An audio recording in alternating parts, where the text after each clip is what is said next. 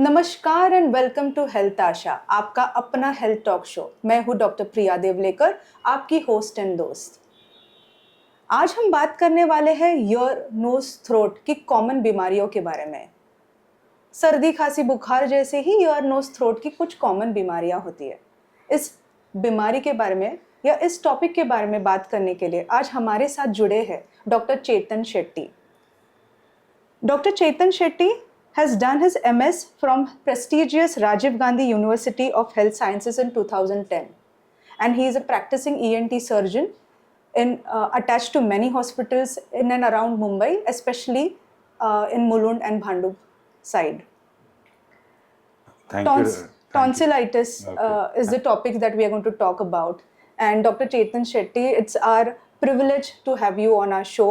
And we will be hearing out with you that why tonsillitis, what are the main causes, what is the takeaway message that you need to give to our audience. So a warm welcome, Dr. Chetan Shetty. Thank you, Dr. Priya Devlekar, for having me on the show. Dr. Chetan sir, what are tonsils और कहाँ पर वो situated होते हैं? जैसे मैंने बताया, tonsils होते हैं गले के पीछे की तरफ, जहाँ पे मुंह बंद होता है और गला चालू होता है। वहाँ पे लिम्फॉइड टिश्यू होते हैं जो ये कॉमनली बच्चों में और पाए जाते हैं। अच्छा, तो टॉन्सिलाइटिस मतलब इन्फ्लेमेशन होता है, infection of the tonsils via bacteria. Okay. हमको ये जानना है कि हमारे कम्युनिटी में इसका इंसिडेंस कितना है? अभी रिसेंट स्टडीज हैव शोन कि मिनिमम 30% बच्चे are commonly affected at least once in their lifetime. The normal incidence would be around 15 to 20% in the general population. Okay. Tonsils बच्चों में ज़्यादा commonly पाए जाते हैं। Yes. Adults में थोड़ा कम होता है। Adults में थोड़ा कम होता है। Yes, it is when we associate tonsillitis mostly with children that we have. So from you, sir, we want to understand what are the causative factors which affect and due to which there is tonsillitis. This is usually seen because of bacterial infection, and that is what causes tonsillitis. हाँ, so bacteria से infection अगर होता है तो उससे tonsillitis हो जाता है। हम टॉन्सिलाइटिस को कैसे पहचानें? What are the symptoms? सबसे कॉमन सिम्टम जो हम देखते हैं वो होता है कि निगलते वक्त दर्द होना। अच्छा, बहुत इम्पोर्टेंट होता है कि निगलते वक्त दर्द होना, साथ में बुखार आना, सर्दी के सिम्टम जैसे नाक बहना, नाक बंद होना, ये अगर दिखाई देगा तो हम लोग उसको टॉन्सिलाइटिस बोल सकते हैं। ओके। टॉन्सिलाइटिस अगर जैसे कहा कि जैसे निगलते वक्त कोई दर्द होता है तो हमें तुरंत डॉक्टर के पास जाना है? जी बिल्कुल, एक दिन रुक सकते हैं देखने के लिए कि सर्दी है कि नहीं है। ओके। गला दर्द सर्दी में भी होता है। हाँ। लेकिन अगर एक दिन से ज़्यादा दर्द हो रहा है तो आपको आपके पास के डॉक्टर के पास जाके दिखाना है, चाहे वो ENT हो या जनरल प्रैक्टिशनर हो। हाँ, तो what sir is trying to tell us is that कि once we have any जैसे माइल्ड हम वायरल कहते हैं, तो जैसे सर्दी बुखार या ऐसा कुछ गला दर्द, ऐसा कोई सिम्टम्स अगर आता है तो हम जनरली एक दिन तक रुक सकते हैं। बट अगर निगलते वक्त दर्द बरकरार है तो हमें जल्द ही हमारे नज़दीकी डॉक्टर के पास जाना है। Best is to go to a ENT surgeon like him, but we have to show to a doctor definitely if we are having this symptom for more than a day. जैसे हमको अगर कुछ हमें सर्दी बुखार जैसे ही वायरल जैसा ही ये प्रेजेंटेशन थोड़ा बहुत होता है, एक when we are swallowing हमें दर्द हो रहा है, इन्वेस्टिगेशंस में क्या क्या करना जरूरी है? इन्वेस्टिगेशंस में क्लिनिकल एग्जामिनेशन ही जरूरी रहता है। ओके। कोई अलग से एक्सरे या फिर सोनोग्राफी की जरूरत नहीं है। हाँ, ओके। सो क्लिनिकल एग्जामिनेशन, तो डॉक्टर के पास जाना और डॉक्टर ने आपको क्लिनिकली एग्जामिन करना, यही उसका एक इन्वेस्टिगेशन होता है। Sir, what are the treatment options available? Treatment options पहले बहुत कॉमन होते थे टॉन्सिलाइटिस से कॉम्प्लिकेशंस होना, बट आज की तारीख में given the good antibiotics that we have, a course of antibiotics helps you treat the course of tonsillitis very effectively. Okay. So the course of antibiotics is a must. Must. And they are full required. course of full antibiotics. course of antibiotics, yeah. क्योंकि हम कभी-कभी हमें जब antibiotic हम लेते हैं तो हमने देखा है कि एक आध दिन के बाद हमको ठीक लग रहा है, so we stop. So what sir is trying to tell is that we have to complete the full course of antibiotics. हमें कहा गया है सर, हमें कहा गया है, इससे ज़्यादा हमने अगर गूगल पे देखा हो या सर्च किया हो तो कहते हैं कि टॉन्सिल्स अगर हो गया है तो you have to do a tonsillectomy. Is this the only solution? Tonsillitis अगर बार बार हो रहा है, यानी साल में 5 बार से ज़्यादा होता है या हर साल होता है 5 साल तक, अच्छा, तो इट इज़ बेस्ट दैट उसे निकाल देना चाहिए. ओके.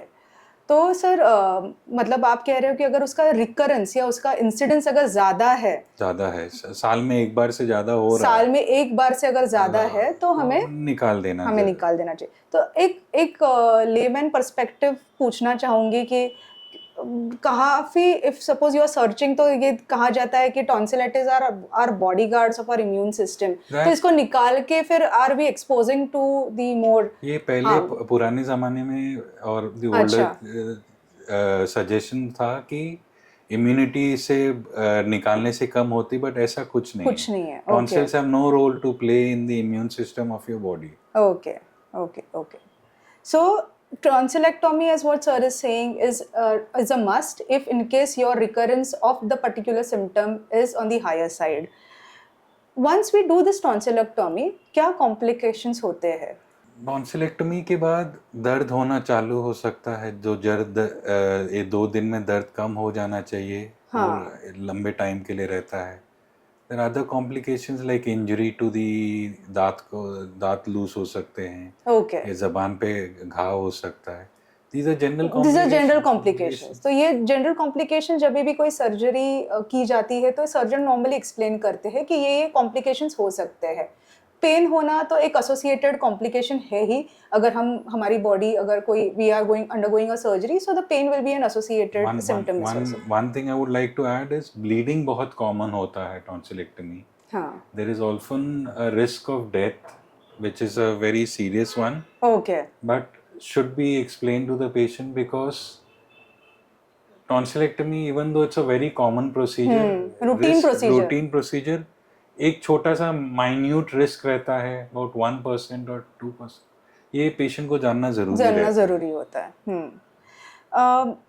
अगर टॉन्सिलाइटिस हमने सही तरह से, मीनिंग हम गए ही नहीं डॉक्टर के पास, so what are the complications if we are leaving it untreated? Olden days you would see rheumatic heart fever. हाँ. बैक्टीरियल इन्फेक्शन जो टॉन्सिल का था वो छाती में जाके चेस्ट में जाके हार्ट को तकलीफ देता था या किडनी को इफेक्ट करता था. बट आजकल antibiotics, patients are very aware. खुद ही से डॉक्टर के पास जाके या खुद से अपने एंटीबायोटिक ले लेते हैं, तो ये इंसिडेंस बहुत कम हो गया है. ओके. आई थिंक सर आप मतलब through a public awareness that we know that if we are having a symptom for more than one day or so, we are visiting our doctor, we are treating through antibiotics, and that has helped to bring down the incidence of complications of tonsillitis. So once a tonsillectomy is done, what are the post-op recovery days that we have to take care? Tonsillectomy के बाद 1 हफ्ता आराम करना रहता है. only advice that we give our patients is cold soft diet, जैसे ice cream ज़्यादा खाने हैं ताकि रिकवरी फास्ट हो. 2 से 3 दिन दर्द रहता है, बट अगर जितना पेशेंट फ्रीक्वेंटली आइसक्रीम और खाना खाना चालू कर देता है वो दर्द उतना जल्दी कम हो जाता है. अच्छा, okay. So ice cream is what is recommended. Oh, that is really good. Okay. So टॉन्सिलेक्टोमी का बेसिक खर्चा कितना आता है sir? It's usually about 40,000. 40,000 in a small nursing home. हाँ, okay. Precautions that we need to take? Precautions advice I usually give my patients is avoid cold, oily, spicy food. Okay. These are the only precautions that you can take. You can't prevent a bacterial infection. Yes. अगर बाहर का खाना avoid करते हैं तो may be bacterial infection ना हो. Okay. And sir, lifestyle modifications, if you can suggest our audience. Like I said, it's the same thing. Cold, soft, cold avoid करना है, ठंडा Okay, ठंडा avoid करना. तला हुआ और spicy food avoid करना है. Okay. These are general precautions. And बाहर का खाना avoid करेंगे तो tonsillitis होना chances कम है. I would also like to add कि there are newer modalities in tonsillectomy. जैसे co-ablation tonsillectomy होता है. That is usually done using a radio frequency source and saline. Recovery थोड़ा faster है compared to normal cold surgery, normal cold steel जो हम use करते हैं. बस यही जानना ज़रूरी है कि पेन किसको होता है, उनको सहन नहीं होता तो they can always ask the doctor कि I would like to undergo a co-ablation tonsillectomy. Okay. बहुत ही अहम बात कही, लाइक कोएब्लेशन थेरेपी जो अभी अवेलेबल है, और अगर वो आप अपने ENT सर्जन से बात करेंगे तो वो ऑब्वियसली आपको बताएंगे. तो ज़रूरी जो सर कह रहे हैं कि टॉन्सिलाइटिस एक ऐसी कॉमन टॉपिक है और हमें जनरली स्मॉल यंग चिल्ड्रन में ये ज़्यादा देखा गया है. तो the important message that we are trying to derive is once you are having a symptom, you have to visit to a doctor. And if there is a pain during swallowing, that's the alarming sign that yes, हमको शायद tonsillitis हो सकता है. अब वो हुआ है, नहीं हुआ है, क्या क्या ट्रीटमेंट ऑप्शंस अवेलेबल है, ये सब आपके ENT सर्जन बताएंगे. Through today's topic, we covered what is tonsillitis, when we have to show the doctor, this alarming sign, that difficulty in swallowing, and an important message that we have to in lifetime sort of not eat much cold food or avoid oily food. Sir, a basic topic that you covered in a very in a very normal way, which is easier for us to understand, and to have an eminent speaker like you on this talk show was our privilege. And thank you for coming to our show. And we'll be discussing more of such ENT topics, which are common topics, where we require some public awareness with you again. With this, I take a brief pause and मिलते हैं again next topic के साथ, next speaker के साथ. तब तक आपकी health की शुभ आशा करते हुए हम मिलेंगे अगले हफ्ते एक और टॉपिक के साथ. Thank you. For following our videos and hearing more of such information, do follow Dr. Priya Devlekar's Health Asha, and also to subscribe my channel. If you require any specific health topic to be covered in my talk show, do let me know. Thank you.